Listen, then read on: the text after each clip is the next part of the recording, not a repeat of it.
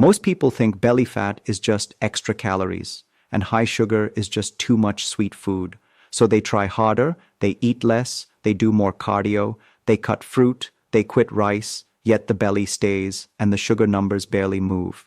But at the cellular level, stubborn belly fat and unstable blood sugar usually share the same hidden driver: dysregulated metabolic signaling, especially insulin resistance and low-grade inflammation that quietly builds around the liver, muscle, and even the gut.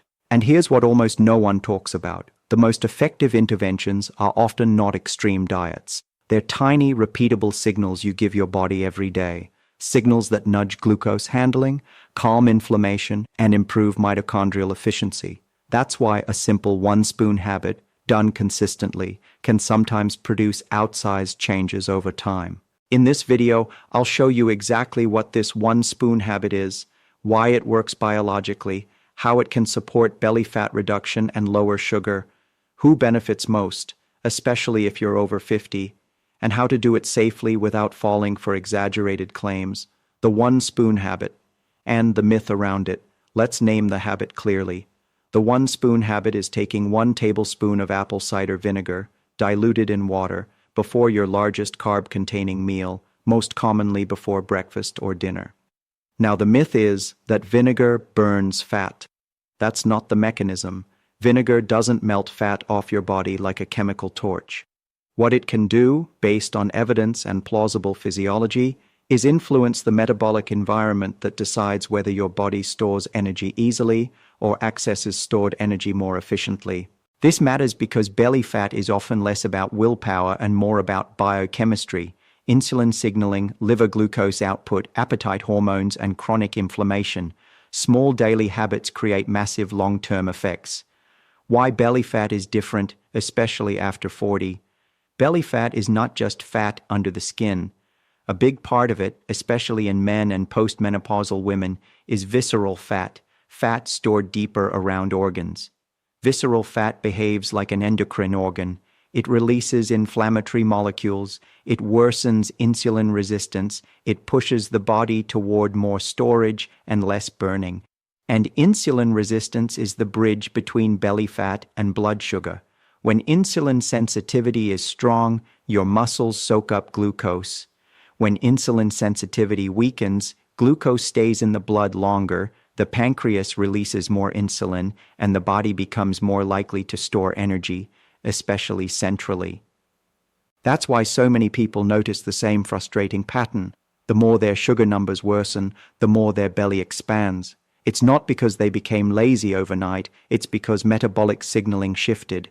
The hidden biology of vinegar, acetic acid as a metabolic signal. Apple cider vinegar's primary active component is acetic acid. At the cellular level, acetic acid may influence how quickly carbohydrates are digested and absorbed and how the body responds to that incoming glucose. Think of it as changing the speed of the glucose flood entering your bloodstream. When glucose hits fast, insulin has to spike fast. When glucose enters slower, insulin can stay lower and calmer. This is one of the reasons vinegar is often discussed in relation to post-meal glucose control. Not because it eliminates carbs, because it changes the metabolic context in which carbs are processed. And that's a powerful lever, especially for people with prediabetes tendencies. Small daily habits create massive long-term effects. What may happen to your blood sugar after meals? Here's one of the most practical benefits people notice: post-meal stability. When you consume diluted vinegar before a meal, evidence suggests some people experience a smaller rise in post-meal glucose. That matters because post-meal spikes are not harmless. Repeated glucose spikes increase oxidative stress. They increase glycation, sugar binding to proteins in your tissues. They worsen endothelial function. And over time, they contribute to metabolic aging. A smaller spike can mean less fatigue after eating, fewer cravings 2 hours later, and less energy chaos throughout the day. This is why many people say, "I stopped crashing after meals." Not because the vinegar gave them energy, because it prevented the roller coaster.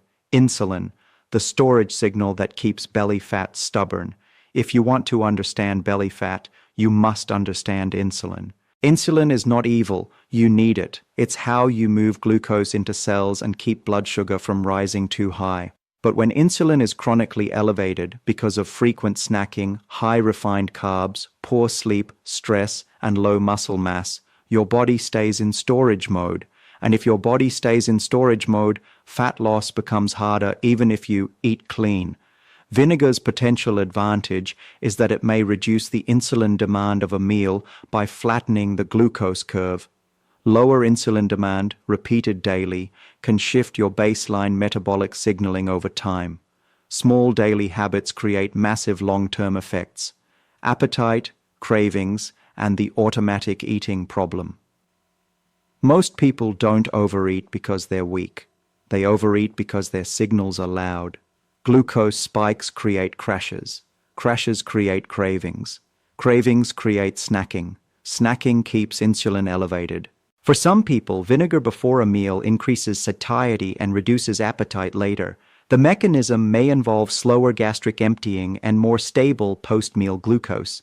If you've ever felt like your appetite is not under your control, that's often a sign your metabolic signals are dysregulated, not your character. When appetite becomes calmer, weight loss becomes less about discipline and more about alignment.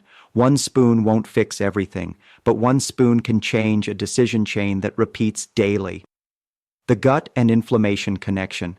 Belly fat and high sugar are strongly linked to inflammation, often starting in the gut and liver. When the gut barrier is irritated, inflammatory signals rise. When inflammatory signals rise, insulin resistance worsens. When insulin resistance worsens, belly fat becomes more stubborn. Vinegar is not a probiotic. It's not going to rebuild your microbiome by itself. But in some people, diluted vinegar supports digestion and may reduce the glucose load impact of meals, indirectly helping the gut-liver metabolism axis. And this is important. Inflammation is not just pain. Inflammation is signaling. Inflammation tells your body to protect, to store, to conserve. Calmer inflammation often correlates with better metabolic flexibility. Small daily habits create massive long-term effects. Mitochondria and metabolic flexibility, the real fat-burning upgrade. The phrase fat burning is thrown around too casually. Real fat burning is metabolic flexibility, the ability to switch between fuels smoothly. When mitochondria are stressed by chronic inflammation, glucose spikes, poor sleep, nutrient deficiencies, your cells become less flexible, they burn fuel less cleanly, they generate more oxidative stress. By stabilizing glucose and reducing insulin demand, you may create better conditions for mitochondria to function efficiently. This is not an immediate fireworks effect, it's a quiet upgrade. People feel it as fewer crashes, clearer thinking, and more consistent energy, especially when paired with movement and protein. Small daily habits create massive long-term effects. Who benefits most? Especially over 50. If you're young, lean, and metabolically healthy, you may not feel much. But if you are over 50, especially if you notice your waistline rising even with normal eating, your fasting glucose trending upward, post-meal sleepiness, strong evening cravings, or stubborn fat around the midsection, then you're exactly the kind of person who may benefit from a small intervention that targets post-meal signaling. Why? Because with age, muscle mass declines unless you actively maintain it. Muscle is your biggest glucose sink. Less muscle means glucose stays in the blood longer, insulin rises more, and fat storage becomes easier. Also, with age, the inflammatory baseline tends to rise, sleep quality often worsens, and stress becomes more physiologically costly, so the same meal creates a bigger metabolic impact than it used to. A small stabilizer can feel like a big difference. The most common mistake, and why it stops working. This is where most people get it wrong, because the next part is where the one-spoon habit either becomes helpful or becomes a daily stomach irritation that you eventually quit. The mistake is taking vinegar undiluted. Undiluted vinegar can irritate the throat and esophagus, worsen reflux, and damage tooth enamel over time. The second mistake is taking it at random times and expecting fat loss. The goal is metabolic signaling around meals, especially carb-containing meals. Consistency matters more than intensity. And the third mistake is thinking vinegar replaces lifestyle. It doesn't. It supports the lifestyle by making your signals calmer and your glucose curve smoother. Small daily habits create massive long-term effects. How to do it? Simple, affordable, realistic.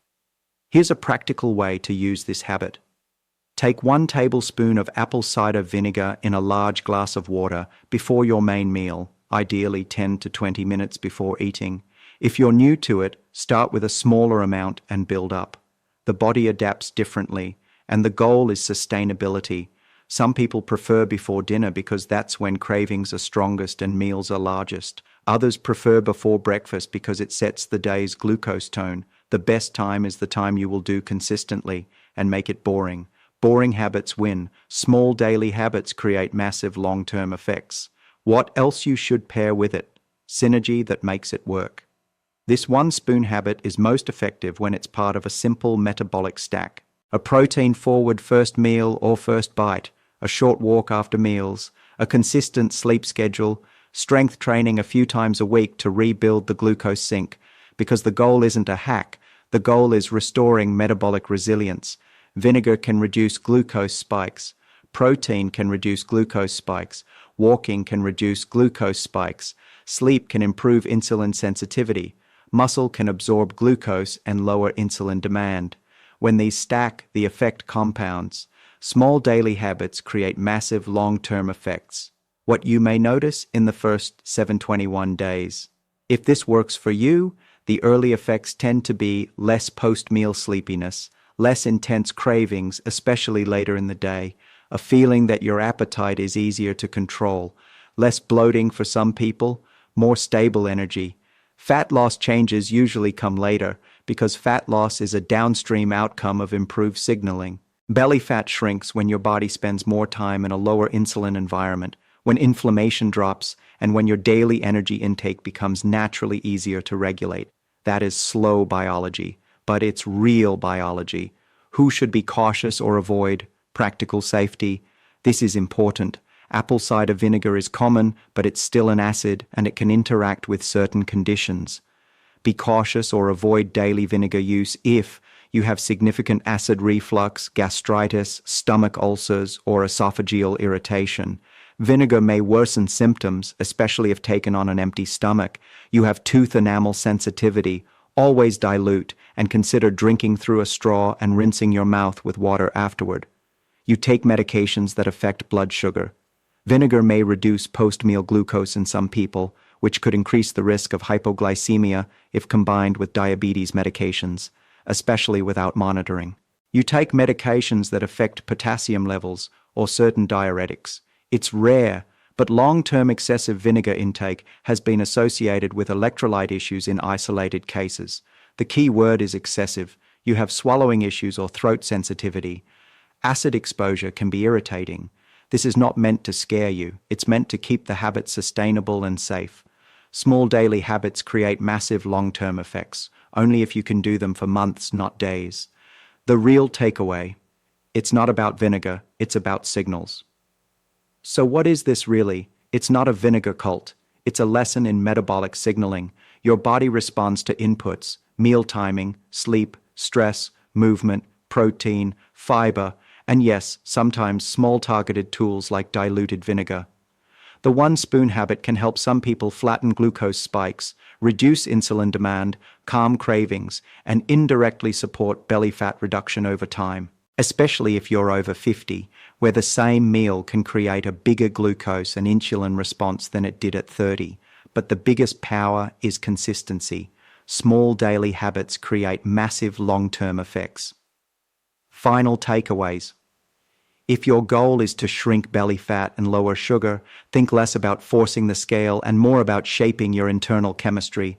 This 1 spoon habit, diluted apple cider vinegar before a main meal, may help stabilize blood sugar, improve insulin sensitivity signals, reduce cravings, and make your daily eating pattern easier to manage. It's simple, it's affordable, it's not extreme, and when you combine it with protein, walking, sleep, and strength training, the compounding effect can be remarkable over time. If you found this breakdown useful and you want more calm, evidence-flavored guidance on metabolic health, what works, why it works, and how to do it safely, consider subscribing.